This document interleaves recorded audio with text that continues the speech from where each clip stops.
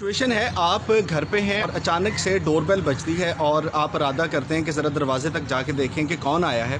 जैसे ही आप अपने कमरे में से निकल के सेहन तक पहुँचे तो आपने देखा कि सेहन में लगी हुई पानी की एक टूंटी जो है वो खुली हुई है और वहाँ से पानी बहुत तेज़ी के साथ ज़मीन पर गिर रहा है।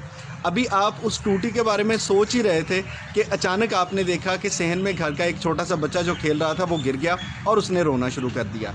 अब एक साहब हैं जो कि बाहर डोरबेल बजाई जा रहे हैं, पानी टूटी में से गिरता जा रहा है और बच्चा जो है वो सेहन में गिर गया और उसने रोना शुरू किया। तो आप सबसे पहले क्या काम करेंगे? इसका जवाब कमेंट में ज़रूर दीजिएगा और इसके वजह से आपको पता चलेगा कि आपकी शख्सियत किस तरह की है और उसका जो डिटेल है वो मैं इंशाल्लाह कल की वीडियो में आपके साथ शेयर करूँगा कि आपका मिजाज या आप किस तरह की शख्सियत के मालिक हैं। सो जवाब दीजिए, 3 सिचुएशन आपके पास हैं, आप इन तीनों सिचुएशंस में से कौन-सा काम पहले करेंगे? रोते हुए बच्चे को चुप करवाएँगे, टूटी में से पानी बंद करेंगे या डोरबेल बजाने वाले साहब को जाके देखेंगे कि वो कौन है?